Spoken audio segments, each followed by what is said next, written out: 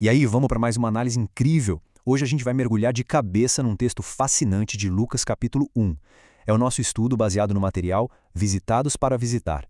A ideia aqui é ver na prática aquele efeito dominó de uma bênção, sabe? Como o simples fato de visitar e interagir com alguém carrega um peso espiritual e relacional gigantesco. Bora começar? Para estabelecer a nossa base aqui, a grande ideia central é a seguinte: pessoas abençoadas promovem grande alegria por onde passam. E o texto já mostra isso logo de cara. Quando as pessoas são tocadas pelo Deus abençoador, elas naturalmente levam uma alegria imensa para quem está em volta. E por que isso acontece? Porque elas não chegam sozinhas, elas carregam a presença de Cristo. E é exatamente essa presença que muda o clima e transforma por completo a atmosfera de qualquer ambiente. Entrando agora na nossa primeira parte, uma visita abençoada.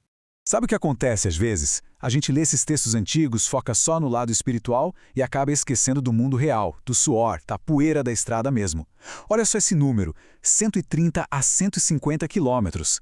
O evangelista conta que logo depois de receber aquela notícia que ia virar a vida dela de cabeça para baixo, Maria saiu lá da pequena Nazaré no norte e foi até a região montanhosa no sul de Judá. Imagina só a dedicação física. A gente está falando de uma jovem grávida encarando uma viagem longa e super difícil a pé ou no lombo de um animal. É uma prova incrível de propósito. E o clímax dessa chegada é simplesmente marcante. Quando Maria chega na casa de Zacarias e cumprimenta Isabel, a anfitriã fica cheia do Espírito Santo e solta essa frase: "Bendita é você entre as mulheres e bendito o fruto do seu ventre". E tem um detalhe fantástico aí. A própria criança na barriga da Isabel dá um salto. Todo o peso teológico do momento se concentra nessa reação. É uma faísca de pura alegria, não só na mãe, mas no bebê que reconhece de imediato a presença do Filho de Deus ali. Mas olha, fica bem claro que essa visita não foi uma via de mão única, de jeito nenhum. Foi uma visita de encorajamento mútuo. De um lado, Maria levou uma alegria gigantesca e a presença de Cristo para dentro daquela casa. Do outro, a Isabel, que era mais velha e mais experiente, trouxe palavras que foram fundamentais para encorajar a jovem. Maria com certeza precisava demais desse apoio para validar a missão tão gloriosa que ela tinha pela frente. Vamos para a nossa segunda parte. Uma mulher abençoada, focando em maturidade e louvor. Agora, saindo da estrada e olhando para o interior dessa viajante, a gente percebe uma maturidade absurda no cântico de Maria. A alma e o espírito mostram o interior de uma jovem piedosa, impulsionada a adorar a Deus. Diante de tantos elogios da Isabel, Maria não deixou o ego falar mais alto. A motivação mais profunda dela não era puxar a glória para si mesma, mas agir como um espelho, refletindo tudo imediatamente para engrandecer e louvar ao Senhor. E o resultado direto dessa atitude é um legado de humildade reconhecida por todas as gerações. Ela deu todo o crédito a Deus pelo fato de que a história dela ia ecoar pelo mundo inteiro através dos séculos. Maria tinha total consciência de que isso não ia acontecer por causa dos próprios méritos fantásticos dela, mas simplesmente porque Deus, na sua graça infinita, olhou para a humildade da sua serva. Avançando para a terceira parte, o caráter de Deus nos versículos 49 a 55.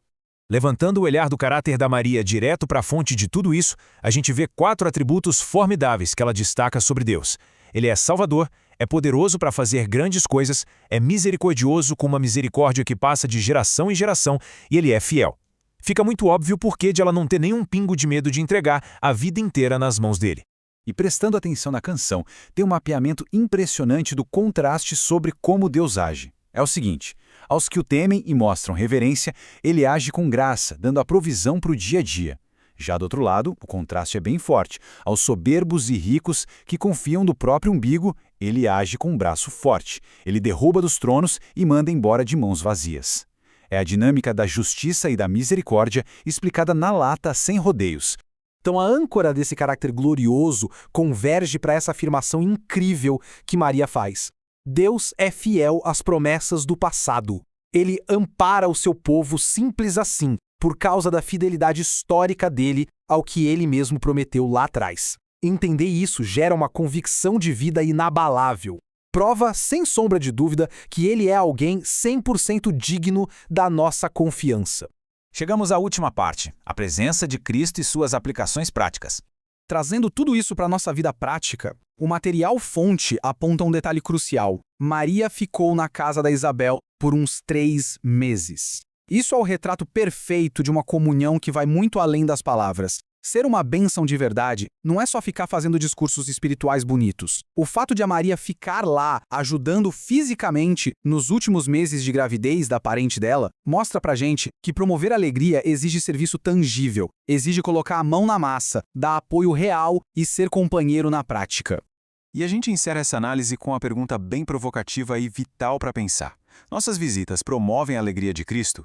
A grande reflexão aqui é que quem é visitado pelo Senhor, quem recebe essa graça, ganha o propósito de espalhar essa mesma graça na vida de outras pessoas.